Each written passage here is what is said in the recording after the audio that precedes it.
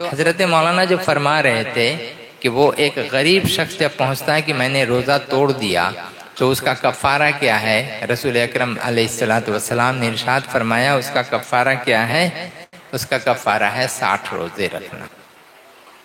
اب کوئی آدمی 60 روزے کنٹینیو، اب مسئلہ اس کا یہ ہے اگر کوئی ایک بھی بیچ میں ناغا کیا یا اس نے نہیں رکھا یا بیمار پڑ گیا، کسی وجہ سے چھوٹ گیا، پھر اسے دوبارہ شروع کرنا ہے، پھر وہاں سے مثال کے طور پہ 50 روزے رکھ چکا ہے، 55 روزے رکھ چکا ہے، اب اس کو 56واں رکھنا ہے، وہ نہیں رکھ پایا، چھوٹ گیا۔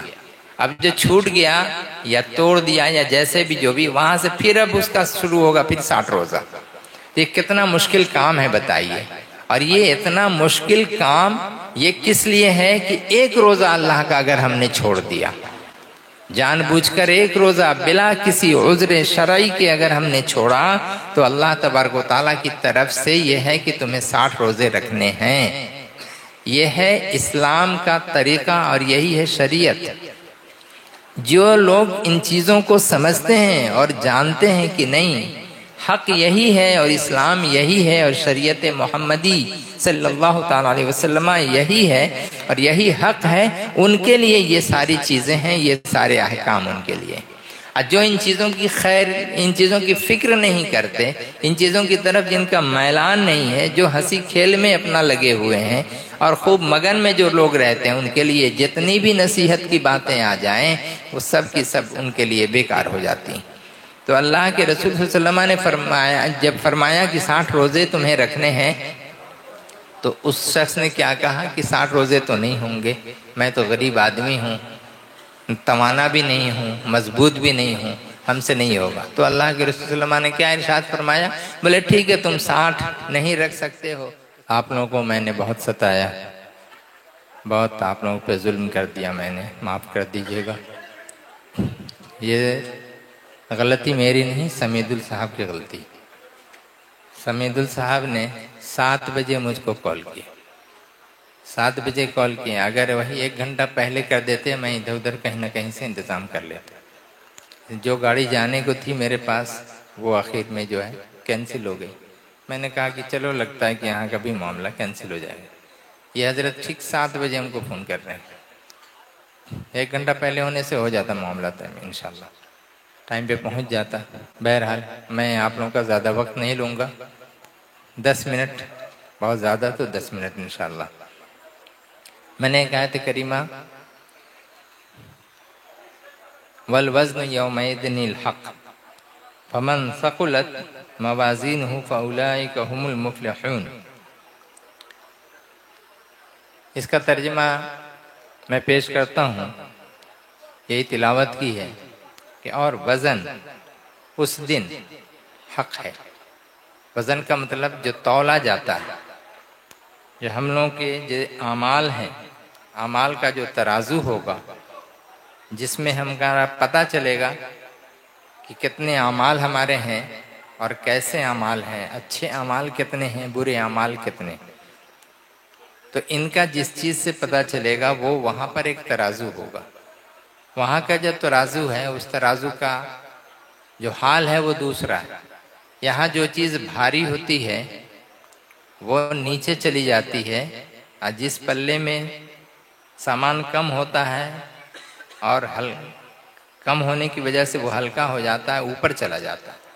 وہاں پہ جس ترازو میں نیکیاں ہوں گی اور بھاری ہوں گی وہ اوپر کی طرف چلا جائے گا، اور نیچے کی طرف وہ جائے گا کہ جس میں خسارہ ہے، نقصان ہے۔ اللہ تعالیٰ یہاں پہ یہ ارشاد فرماتا ہے والوزن یومئذ الحق، قیامت کے روز یومئذ الحق، جس دن کے انصاف کیا جائے گا، جو دن کی حق ہے، اس دن میں وزن اعمال کا یہ ہونا ہے۔ کوئی یہ نہ سوچے کہ اس دن کیا ہوگا، کچھ بھی نہیں ہوگا، جو کچھ بھی ہے یہی ہے، جیسے کہ عام لوگوں کا خیال ہے، دوسری قوموں کا خیال ہے، یہ سب چلنا نہیں۔ فمن ثقلت موازینہ، اللہ تعالیٰ اب ارشاد فرماتا ہے فمن ثقلت موازینہ، پس جس کے وزن، اعمال کا وزن بھاری ہوگا، فَأُولَئِكَ هُمُ الْمُفْلِحُونَ، وہی لوگ کامیاب ہوں گے۔ اب یہ جو کامیابی کی جو شرط اللہ تعالیٰ نے بتا دی اور طریقہ بتا دیا، کیا کہ اعمال کو بھاری کرنا، اعمال کو وزن کرنا۔ تو وزن دار کیسے بنیں گے؟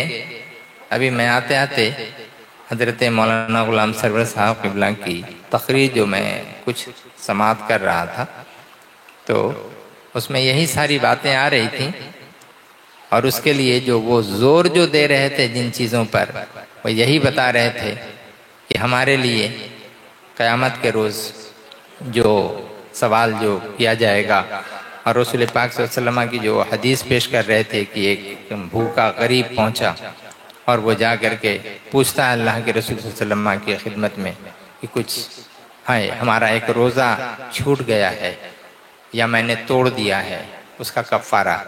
تو اللہ کے رسول صلی اللہ علیہ وسلم کی مہربانی، ان کی رحمت، ان کا کرم، ان کی نوازش ایسی ہے جسے جو چاہیں وہ عطا فرما دیں۔ کوئی اس میں اللہ تبارک و تعالیٰ بھی کچھ نہیں کہتا، اللہ تبارک و تعالیٰ بھی اسی سے راضی ہے، اس فیصلے سے راضی ہے جو اللہ کے رسول صلی اللہ علیہ وسلم فیصلہ فرما دیں۔ اللہ کے رسول صلی اللہ علیہ وسلم جو سوچ لیں، جو آپ کہہ دیں، اللہ اسی کو حق کر دیتا ہے، اور اسی کا نام قرآن کہہ لیجئے یا حدیث کہہ لیجئے۔ قرآن اور حدیث میں فرق کتنا ہے؟ فرق یہی ہے کہ قرآن کو ہم اپنی نمازوں میں تلاوت کرتے ہیں اور پڑھتے ہیں، حدیث یہ ہے کہ اسے ہم نماز میں پڑھ نہیں سکتے، بلکہ اسی سے ہم سبق حاصل کرتے ہیں۔ نماز پڑھیں گے کیسے؟ حدیث سے معلوم کریں گے۔ وضو کریں گے کیسے؟ حدیث سے معلوم کریں گے۔ حج کریں گے کیسے؟ حدیث سے معلوم کریں گے۔ یہ ساری چیزیں اعمال صالحہ جتنے ہیں وہ سب ان سے معلوم کریں گے۔ تو حضرت مولانا جو فرما رہے تھے کہ وہ ایک غریب شخص جب پہنچتا ہے کہ میں نے روزہ توڑ دیا تو اس کا کفارہ کیا ہے؟ رسول اکرم علیہ السلام نے ارشاد فرمایا اس کا کفارہ کیا ہے؟ اس کا کفارہ ہے 60 روزے رکھنا۔ اب کوئی آدمی 60 روزے کنٹینیو، اب مسئلہ اس کا یہ ہے اگر کوئی ایک بھی بیچ میں ناغا کیا یا اس نے نہیں رکھا یا بیمار پڑ گیا، کسی وجہ سے چھوٹ گیا، پھر اسے دوبارہ شروع کرنا ہے۔ پھر وہاں سے مثال کے طور پہ 50 روزے رکھ چکا ہے، 55 روزے رکھ چکا ہے، اب اس کو 56واں رکھنا ہے، وہ نہیں رکھ پایا، چھوٹ گیا۔ اب جو چھوٹ گیا یا توڑ دیا یا جیسے بھی جو بھی، وہاں سے پھر اب اس کا شروع ہوگا پھر 60 روزہ۔ یہ کتنا مشکل کام ہے بتائیے، اور یہ اتنا مشکل کام یہ کس لیے ہے کہ ایک روزہ اللہ کا اگر ہم نے چھوڑ دیا، جان بوجھ کر ایک روزہ بلا کسی عذر شرعی کے اگر ہم نے چھوڑا، تو اللہ تبارک و تعالیٰ کی طرف سے یہ ہے کہ تمہیں 60 روزے رکھنے ہیں۔ یہ ہے اسلام کا طریقہ اور یہی ہے شریعت۔ جو لوگ ان چیزوں کو سمجھتے ہیں اور جانتے ہیں کہ نہیں حق یہی ہے اور اسلام یہی ہے اور شریعت محمدی صلی اللہ تعالیٰ علیہ وسلم یہی ہے اور یہی حق ہے، ان کے لیے یہ ساری چیزیں ہیں، یہ سارے احکام ان کے لیے۔ اور جو ان چیزوں کی خیر، ان چیزوں کی فکر نہیں کرتے، ان چیزوں کی طرف جن کا میلان نہیں ہے، جو ہنسی کھیل میں اپنا لگے ہوئے ہیں اور خوب مگن میں جو لوگ رہتے ہیں، ان کے لیے جتنی بھی نصیحت کی باتیں آ جائیں وہ سب کی سب ان کے لیے بیکار ہو جاتی ہیں۔ تو اللہ کے رسول صلی اللہ علیہ وسلم نے فرمایا، جب فرمایا کہ 60 روزے تمہیں رکھنے ہیں، تو اس شخص نے کیا کہا کہ 60 روزے تو نہیں ہوں گے، میں تو غریب آدمی ہوں، توانا بھی نہیں ہوں، مضبوط بھی نہیں ہوں، ہم سے نہیں ہوگا۔ تو اللہ کے رسول صلی اللہ علیہ وسلم نے کیا ارشاد فرمایا؟ بولے ٹھیک ہے، تم 60 نہیں رکھ سکتے ہو تو 60 مسکینوں کو 2 وقت کھانا کھلا دو۔ اب 2 وقت جو 60 مسکینوں کو کھانا کھلانا تو اس کے لیے تو پیسے چاہیے، تو وہ بھی تو نہیں ہے، میں تو ایسے ہی بھوکا ننگا ہوں، میں کہاں سے کھلاؤں گا؟ تو دیکھیے یہ حکم کس طرح سے بدلتا چلا جا رہا ہے۔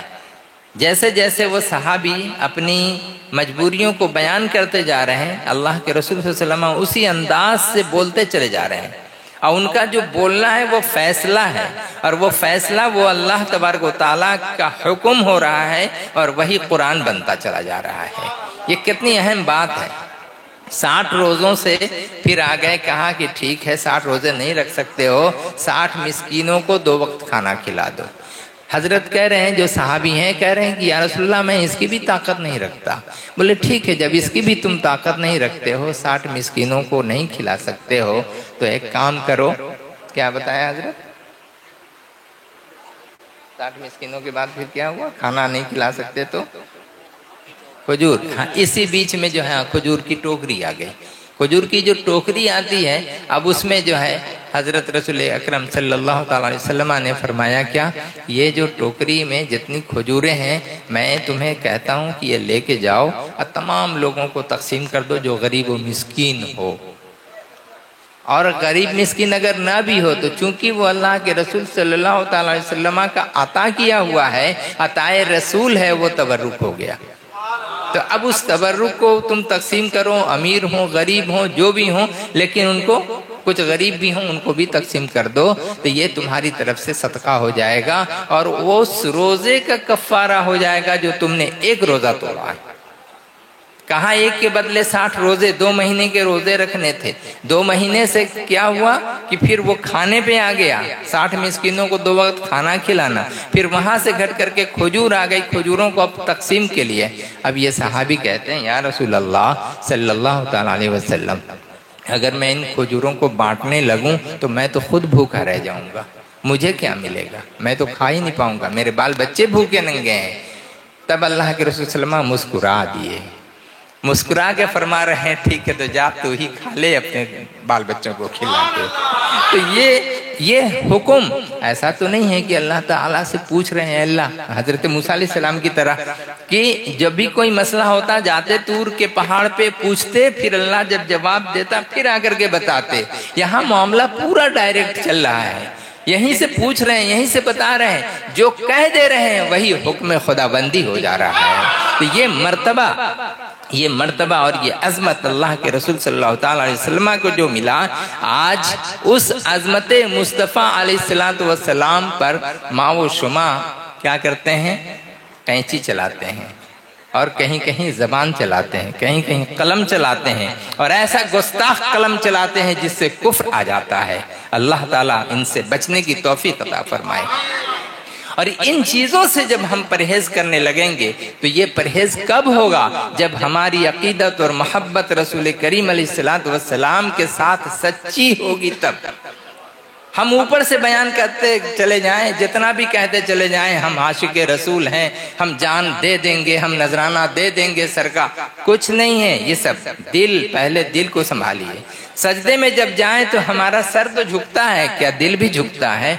اس چیز کو بھی ہم دیکھیں، ہمیں دل کو جھکانا ہے۔ کچھ لوگ ایسے ہیں صوفیاء اکرام میں جو جب جاتے ہیں سجدے میں تو دل کو جھکانے کے لیے وہ کیا کرتے ہیں، تھوڑا سا بائیں طرف تھوڑا جھکا دیتے ہیں دل کو۔ یہ میرا دل جھک رہا ہے، پتہ نہیں ایسے جھکا کہ نہیں جھکا، اپنے دل کو تھوڑا جھکا کر کے دیکھ لیتے ہیں کہ اے اللہ میں اپنے دل کو تیرے بارگاہ میں پیش کر رہا ہوں، تو اسے قبول فرما لے۔ سر تو دیتا ہوں نذرانہ، لیکن میرا دل بھی ہے تیری خدمت میں نذرانہ، تو میرے سر کو بھی قبول کر لے، میرے دل کو بھی قبول کر لے، اور ان کے صدقے میں میری نماز کو بھی قبول کر لے، میرے درود کو بھی قبول کر لے، میرے اتحیات کو بھی قبول کر لے، میری ثنا کو بھی قبول کر لے، میری صورتیں جو قرآن کریم کی تلاوت کی پروردگار، میرے اٹھنے بیٹھنے سلام پھرنے ان تمام ارکان کو پروردگار تو قبول فرما لے۔ جب یہ تمام ارکان کو قبول فرمائے گا اللہ، تب جا کر کے وہ نماز ہے اور نماز کی قبولیت ہے۔ اور ایک چیز، اس قبولیت کے لیے میرے بزرگ اور دوستو شرط ہے حلال روزی کا کھانا۔ جب انسان حلال روزی کھائے گا تبھی اس کے اعمال کو اللہ تعالیٰ قبول فرمائے گا، تبھی اس کی نماز قبول ہوگی، تبھی کچھ ہوگا۔ اگر حلال کھاتا ہی نہیں ہے اور وہ جتنی بھی نماز پڑھتا رہے، جتنا گھٹا یہاں بنا کر کے رکھ لے، کچھ نہیں ہونا، کوئی فائدہ نہیں ہونا۔ میں کسی پر آبجیکشن اعتراض کسی کا نہیں کر رہا ہوں کسی پہ، لیکن میں نے دیکھا ہے بہتوں کو ہاتھ میں تسبیح ہے، ہاتھ میں تسبیح، حضرت تسبیح لے کے گھوم کھٹ کھٹ کھٹ کھٹ کے باتیں بھی کر رہے ہیں، کھٹ کھٹ کھٹ کھٹ ادھر چل بھی رہا ہے۔ یار یہ بات کرنے کے لیے گن رہا ہے یا کہ خدا کی تسبیح پڑھ کر کے گن رہا ہے، مجھے سمجھ میں نہیں آتا۔ یہ ریاکاری ہے، اس ریاکاری سے ہم سب لوگوں کو پرہیز کرنا چاہیے۔ ایسے ریا اللہ کو پسند نہیں ہے۔ کیا وہ ریاکاری اگر کرتا ہے انسان تو اس کے بارے میں وہ پتہ ہے نا، ایک شہید، ایک عالم، حافظ قاری اور اس کے ساتھ ایک دولت مند شخص، یہ تینوں کو اللہ تعالیٰ قیامت کے روز پیش ہونے کا حکم دے گا، اور تینوں جب پہنچیں گے تو کہے گا اللہ میں نے تجھے مال و دولت دیے تھے، تم نے اسے کہاں خرچ کیا؟ کہتا ہے میں تو بڑے غریبوں میں بانٹا، بڑے جلسے کیے، بڑے صدقے کیے، خیرات کیے، یہ زکوٰۃ دیا، یہ کیا وہ کیا۔ بولے ہاں آ گیا رمضان المبارک کا مہینہ، اور جب رمضان المبارک کا 10 دن گزرے گا، 15 دن کے بعد ٹکٹ بنے گا، ٹکٹ بن کر کے پھر لوگوں میں تقسیم کے لیے الگ ایک تاریخ مقرر ہوگی، اور اس کے بدلے میں جو دیا جائے گا ان غریبوں کو، مسکینوں کو، وہ تاریخ ہوگی 27ویں شب کو، کہ اس دن 1000 رات کے برابر ہیں تو ہر نیکی 1000 کے برابر ہو جائے گی۔ اور اس کے ساتھ یہ چلے گا، فوٹوگرافی چلے گی، اس کے ساتھ تمام قسم کی جتنی جو غیر ضروری علائشات ہیں وہ سب بھی رہیں گی۔ تو اب یہاں یہ سوال ہوتا ہے کہ تم جو ان چیزوں کو خرچ کر رہے ہو، فوٹوگرافی ہے، پھر وہ دوسرے دن پیپر میں آتا ہے، اس کے بعد انسٹاگرام میں آتا ہے، اس کے بعد پھر یہاں یہ یوٹیوب میں آتا ہے، فلاں صاحب کے ہاں فلاں یہ دور میں اتنے لوگوں کو زکوٰۃ دی گئی، خیرات دیے گئے، اور اس کے ساتھ ساتھ کیا صدقہ کیا گیا، کمبل بانٹے گئے، کپڑے بانٹے گئے، لنگیاں بانٹی گئیں، یہ ساری چیزیں۔ یہ بتائیے یہ جو چیزیں ہیں صرف نام ہی اس کے اندر شامل ہے نا؟ نام و نمود کے علاوہ کیا اور بھی کوئی چیز پائی جا سکتی ہے اس میں تو سمجھتا ہوں کہ کچھ نہیں۔ یہی ہے ریا کا۔ ریا مانا کیا؟ ریا مانے دکھاوا کرنا، دکھاوے کی چلن کو اختیار کرنا، یہی ریاکاری ہے۔ اللہ تعالیٰ جب پوچھے گا کہ تم نے کیا کیا، میری دی ہوئی دولت کا استعمال کہاں کیا، تو وہ بندہ کہے گا کہ میں نے تو یہ کیا، مدرسے بنوائے، چندے دیے، فلاں کیے۔ بلے تمہارے سارے اعمال کی نیت یہ تھی کہ لوگ تمہیں بڑا مالدار اور سخی کہیں، سو تم دنیا میں پا چکے۔ اللہ میں نے تمہیں دنیا میں نام دے دیا، سارے لوگوں کی زبان پر تمہارا بڑا نام تھا، ختم مسئلہ۔ یہاں تمہارا 0/100 0/100 کچھ بھی نہیں ہے تمہارا۔ اس کے بعد جب ہو جائے فرشتوں کو حکم کا لے جاؤ اسے جہنم میں ڈال دو۔ کیا ہوا؟ اتنی ساری دولت کا فائدہ نہ کسی غریب کے کام آ سکے، نہ کسی مجبور کے کام آ سکے، نہ اسے ہم اخلاص کے ساتھ کہیں نیک کام میں خرچ کر سکے، تو اس سے فائدہ کیا نہیں ہوتا۔ اب اس کے بعد دوسرا جو مسئلہ جو آئے گا، ایک شہید جو آئے گا، شہید کہے گا اللہ ہم تو تیری راہ میں مجھے جو تو نے طاقت دی تھی، اس طاقت کو میں نے تیرے نام کو بلند کرنے کے لیے میدان کارزار میں استعمال کیا، اور استعمال کر کے میں اپنے آپ کو قربان کر دیا تیرے نام پر میرے مولا، شہید ہو گیا۔ تو اللہ ارشاد فرماتا ہے تجھے جو میں نے طاقت دی تھی، تو نے اپنی طاقت کا جو مظاہرہ کیا تھا، وہ مظاہرہ یہی کیا تھا کہ لوگ تجھے بہادر کہیں، لوگ تجھے بہادر کہیں، جری کہیں۔ یہ جو چیز جو ہوئی، اللہ تعالیٰ فرماتا ہے کہ تمہیں اس کا بدلہ مل گیا، دنیا والوں نے تمہیں بہادر کہہ دیا، وہ ہو گیا تمہارا بدلہ، تو لے جاؤ۔ پھر اس کا نتیجہ کیا ہوا؟ لے جاؤ اسے جہنم میں، فرشتوں کو حکم ہوگا اسے بھی جہنم میں ڈال دیا۔ تیسرا جو آئے گا حافظ، عالم، قاری، ان لوگوں کا حال، میں نے تمہیں قرآن کا علم دیا تھا، کیا کیا تم نے اسے؟ اس کا کیا کیا؟ ابھی جو ہے یہاں قرآن خوانی، وہاں قرآن خوانی، وہاں قرآن خوانی، اور قرآن خوانی میں تو ایسا بھی چلتا ہے، یعلمون تعلمون بھی چل رہا ہے نا، ایک پیج پڑھ رہے ہیں 4 پیج الٹ رہے ہیں، اس طرح سے بھی کر رہے ہیں۔ یہاں معاملہ یہی ہے، ایمانداری ہر ایک چیز میں ہونی چاہیے۔ ہمیں جو دربار حقانی انجمن جو سکھاتی ہے وہی دیانت داری اور ایمانداری اور اخلاص اور محبت اور قربانی اور ایثار، ان چیزوں کو جوڑ کر کے تب ہم کہتے ہیں حقانی انجمن۔ اب وہاں سے اگر کوئی چیز مس ہوتی ہے تو یہ ہماری کمی ہے، ہم جیسے نادان لوگوں کی کمی ہے کہ ان چیزوں کو سمجھ نہیں سکتے اور اس کو ہم اچھی طرح سے عمل میں لا نہیں سکتے۔ جب یہ تمام معاملات آئیں گے، سب کچھ ہوگا، تب جا کر اللہ تبارک و تعالیٰ ہمارے اعمال کو قبول فرمائے گا۔ پھر وہ شہید جو ہے وہ اللہ تبارک و تعالیٰ اسے فرمائے گا کہ تم بھی جاؤ، دولت مند کو تم بھی جاؤ، اور جو حافظ و قاری ہے اس کو جو علم جو دیا گیا تھا اللہ تعالیٰ جب ان سے وہ عالم یا وہ قاری جب یہ کہے گا کہ ہم نے تیرے کلام کو ہم تمام اتنے لڑکوں کو ہم نے پڑھایا، اتنے لوگوں کو ہم نے سنایا، اتنے لوگوں کے سامنے تبلیغ کی، تقریر کی، یہ کیا وہ کیا، اللہ تعالیٰ فرمائے گا وہ سب جو تم نے کیا وہ اس لیے کیا کہ لوگ تمہیں بڑا قاری کہیں، بڑا اچھا پڑھتا یار، بڑی اچھی تقریر کرتا ہے۔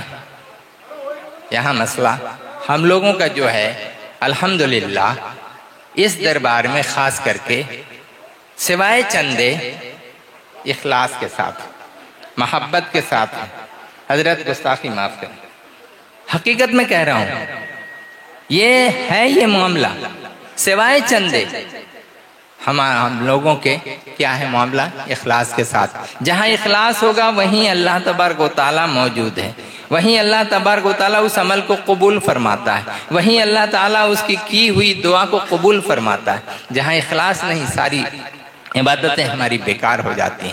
اس لیے اللہ تبارک و تعالیٰ جب اس وقت جب قاری سے پوچھے گا، عالم سے پوچھے گا، جب یہ جواب دے گا تو اللہ ارشاد فرمائے گا تیرا یہ عمل جو تھا یہ عمل صرف اس لیے تھا کہ لوگ تمہیں کہیں بڑا علم والا ہے، بڑا فضل والا ہے، بڑا بہترین مقرر ہے۔ آج کے دن میں مقررین کی جو فیس جو ہوتی ہے یہ تو حضرت کچھ بھی نہیں ہے، بغل میں اور ایک زیرو جوڑیے، 1 لاکھ 2 لاکھ، بتائیے حقانی انجمن میں کتنا دیا جاتا ہے؟ کتنا کوئی مولوی جو ہے اس چیز کے لیے مطالبہ کرتا ہے؟ دور سے چلے آ رہے ہیں غلام سرور صاحب، آنے جانے کا خرچ ہے، راستے میں کھانے پینے کا خرچ ہے، اس خرچ کو مطالبہ کرتے ہیں تو لوگوں کا آبجیکشن۔ یا اللہ یہ کیا ہے؟ ہم کو سمجھ میں نہیں آتی بات۔ اپنا سب کچھ تیاگ کر کے، کاروبار کو چھوڑ کے بندہ جب آتا ہے ہمیں آپ کو باتیں کچھ اچھی بتانے کے لیے، اس پر بھی جب ان کو کرائے کا جب دینے کے لیے معاملہ آتا ہے، یہاں قریب سے آدمی اگر چلا جاتا ہے 4000 5000 روپیہ لگ جاتا ہے، اور یہاں اتنی دور سے آتا ہے 5000 টাকা ہو تو فیس کی করে আমি দেবো না না এই তো টাকা নেই গো, এই মৌলানা সাহেব তো টাকা নেই, টাকা আল্লাহ মৌলানা না না না এর দরকার নেই, গিয়ে ছেড়ে দাও ছেড়ে দাও। ارے بات کو سمجھو، اخلاص دیکھو، ان کی محبت کو دیکھو، ان کے رشتے کو دیکھو جو اللہ کے رسول صلی اللہ علیہ وسلم سے اور مولانا زانگاچی رحمت اللہ علیہ سے جو ان کی نسبت ہے، جو ان کا تعلق ہے، جو ان کا دلی جو رجحان اور تعلق ہے، اس چیز کو کیا تم غیروں کے پاس پا سکو گے؟ ہرگز نہیں پا سکو گے۔ میں انتہائی افسوس کے ساتھ یہ کہہ رہا ہوں اور کہنا پڑتا ہے، جیسا کہ مجھے خبر ملی کسی کا معاملہ ایسا ہے، এই শুননা এক মাসে আমাদেরকে না ৬০,০০০ টাকা জমা করতেই হবে। কি করে করতে হবে? আরে একটা বয়ান করব ১০০০ টাকা ওখান থেকে, সকালে একটা বিকেলে একটা, ২০০০ হয়ে যাবে, এক মাসে ৬০,০০০ টাকা। এরকম করলে না করা যায় যদি হবেই না। अरे तो मकसद तुम्हारा क्या है? तबलीग मकसद थोड़ी है। मौलाना ज़ानगाछी रहमतुल्लाह अलैह के मिशन को आगे बढ़ाने का मकसद थोड़ी है। तुम्हारा तो मकसद आ गया माल पर, तुम्हारे उस काम का क्या अजर मिलेगा? थोड़ा सा अफसोस तो करो, थोड़ा सा अपने दिल को समझाओ। तो सिर्फ ये गा करके बोल करके समझा करके और इस तरह से तुम अगर करते हो तो कई रोज तक ये मामला चलने वाला है। भाई ये नुकसान हमारा और आपका है, उसका जो नुकसान है वो तो अल्लाह ही मालिक है, लेकिन नुकसान हमारा भी है और आपका भी है। ऐसे लोगों को जो मुखलिस हो उन लोगों को आप बुलाएं, जो अच्छे लोग हैं उनको बुलाएं, जिनकी सच्ची मोहब्बत और अकीदत अल्लाह के रसूल सल्लल्लाहु अलैहि वसल्लम से उनको बुलाएं, जिनकी सच्ची अकीदत और मोहब्बत मौलाना ज़ानगाछी रहमतुल्लाह अलैह से उनको बुलाएं। ऐसे लोगों को बुलाएं ताकि दोनों का रिश्ता, बुलाने वाले का और आने वाले का, दोनों के दिल का रिश्ता एक हो। ऐसे लोगों को मेरे दोस्त, मेरे बुजुर्गों आप बुलाएं तो उसमें क्या होगा? आपकी तरफ से और उनकी तरफ से जो कोशिशें होंगी, जो सामईन हजरात जो होंगे, उनके लिए वो बेहतरीन फल मिलेगा और सारे के सारे लोग इंशाल्लाह उस पर आमिल हो जाएंगे। तो हमारे लिए ये ज़रूरी है। और इसके साथ रमज़ान मुबारक का ये जो रोज़ा है, अल्लाह ताला हम सबको रखने की तौफीक अता फरमाए। बड़ी मुसीबत है, बहुत तकलीफ़ से मैं ये कहता हूँ, लास्ट ईयर मौलाना साहब गए थे, मुझे देखा था। बस मेरी ये दोबारा जिंदगी है मेरी। और इसके मौके पे मैंने सिर्फ फरवरी में मैं ये हुआ, वहां से रिलीज हुआ। हाँ, हजरत ने कहा था बिल्कुल सही। और जब आया तो मोहब्बत ऐसी जोश में आकर के मैंने 10 रोजे रख लिए, जबकि डॉक्टर ने सख्ती से मना किया था कि मत रखना। 10 रोजे रखे, फिर तबीयत मेरी बिगड़ी, और ऐसी बिगड़ी कि हालत खराब हो गई। फिर जब मैं दौड़ा हुआ गया, डॉक्टर कहा कि मैं बचाने में लगा हूं और तुम मरने में लगे हो, तो अजीब हाल है तुम्हारा कि भगवान এরকম হয়ে গেছে कि তোমার উপরে অত্যাচার করবে। তুমি কি রকম লোক আছো তুমি তো জানো, নিজের অবস্থা কত মুশকিল করে তোমাকে বাইরে নিয়ে আসা হয়েছে, এবারে তুমি অত জিদ কেন করছো? हैं तुम शिक्षित लोग। ऐसा करके डॉक्टर ने बताया। डॉक्टर के सामने मुझे मजबूर होना पड़ा। आज के पड़े আর রাখবে না? বলে হ্যাঁ স্যার আর রাখবো না। বলে দেখো যদি जान चाहो তাহলে তোমাকে এরকম করতে হবে। हैं तो उसके बाद से ये हुआ। इसलिए मैं ये अर्ज करना चाहता हूँ कि दुआ करें अल्लाह ताला हमें भी बेहतर कर दे और आम लोगों की तरह हमें भी रोज़ा रखने की तौफीक अता फरमाए। और बड़ी तकलीफ़ होती है जब रमज़ान का महीना आता है और उस रमज़ान के महीने में अगर खाने पीने की नौबत आती है, बच्चों के सामने में अल्हम्दुलिल्लाह बच्चे जो रोज़ा रखते हैं उनके सामने बहुत ख़राब लगता है, अच्छा नहीं लगता। और इसके साथ ही साथ जो लोग हट्टे कट्टे हैं उनको रोज़ा रखना उनको तो चाहिए ही, नहीं रखते उनको डर ही नहीं है कि क्या होगा क़यामत के रोज़ और कौन पूछेगा। उनसे कोई पूछेगा ही नहीं, ये ख्याल है उनका। लेकिन याद रखें हर एक चीज़ का अल्लाह तबारक व तआला जो है वो हिसाब रखता है। वल वज़्न यौमइज़िनिल हक़। इसके बाद वाली आयत वमन खफ़्फ़त मवाज़ीनुहु फ़उलाइका लज़ीना खसिरू। और जिसका वज़न अमाल का वज़न हल्का होगा फ़उलाइका लज़ीना खसिरू, वो नुकसान उठाने वालों में से होगा, अपनी जान के नुकसान करेगा।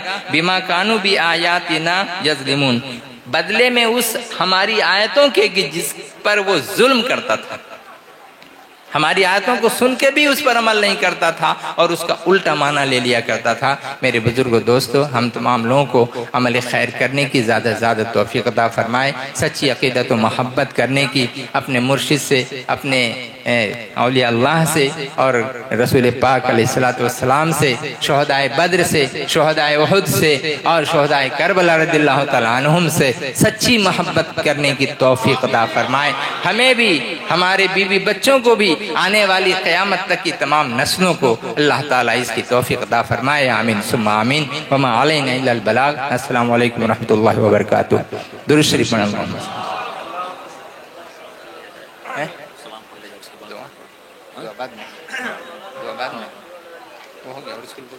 नहीं होगा सलाम के बाद पहले नहीं।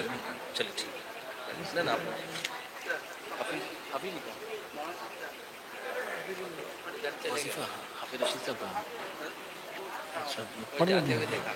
पढ़ लेते हैं।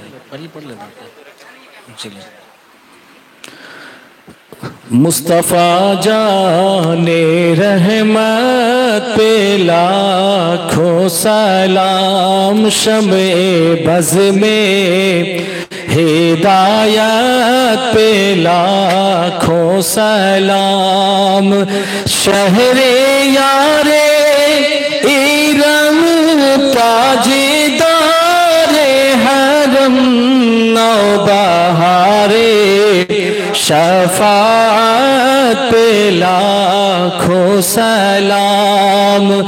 हम गरीबों के आका पे बेहद दुरूद, हम गरीबों के आका पे बेहद दुरूद, हम फकीरों की सरवत पे लाखों सलाम। दूरो नज़दीकी के सुनने वाले वो कान, दूरो नज़दीकी के सुनने वाले वो والے کرامت پہ لاکھوں سلام. جس طرف اٹھ گئی دم میں دم آ گیا, جس طرف اٹھ گئی دم میں دم آ گیا, اس نگاہ عنایت پہ لاکھوں سلام. پتلی پتلی گولے قدسی کی پتیاں, پتلی پتلی گولے قدسی کی پتیاں, ان لبوں کی نزاکت پہ لاکھوں سلام. ایک میرا ہی رحمت میں دعویٰ نہیں, ایک میرا ہی رحمت میں دعویٰ نہیں, شاہ کی ساری امت پہ لاکھوں سلام.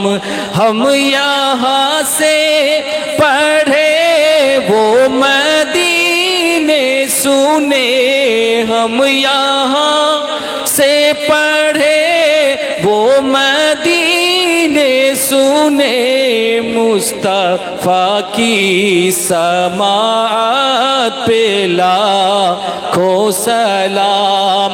مجھ سے خدمت کے قدسی کہے ہر رضا, مجھ سے خدمت کے قدسی کہے ہر رضا, مصطفیٰ جان رحمت پہ لاکھوں سلام. شمع بز میں ہدایت پہ لاکھوں سلام.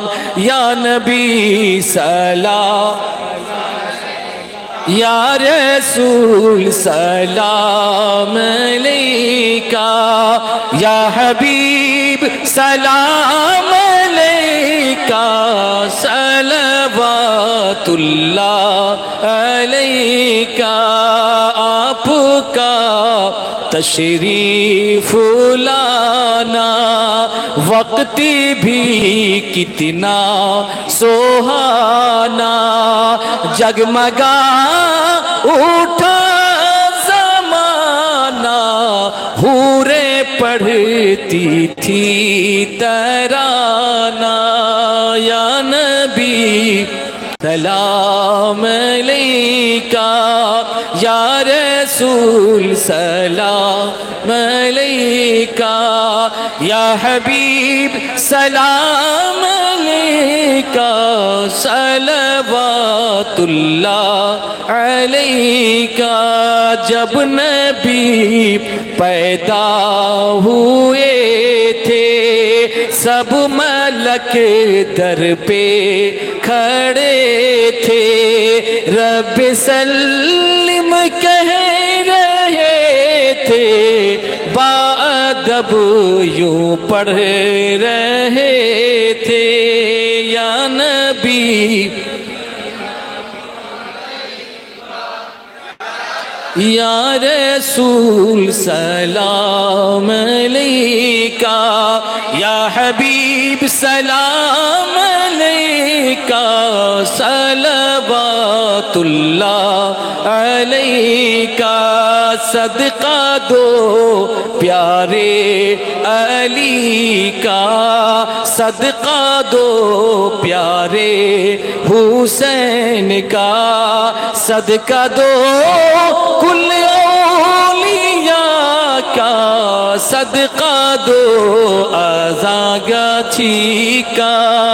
یا نبی سلام علیکہ, یا رسول سلام علیکہ, یا حبیب سلام علیکہ, علیکہ صلوات اللہ علیکہ الصلاۃ والسلام علیکہ یا رسول اللہ الصلاۃ والسلام علیکہ یا نبی اللہ الصلاۃ والسلام علیکہ یا اشرف الانبیاء الصلاۃ والسلام علیکہ یا انبیاء علیہم السلام الصلاۃ والسلام علیکہ جناب محمد رسول اللہ درود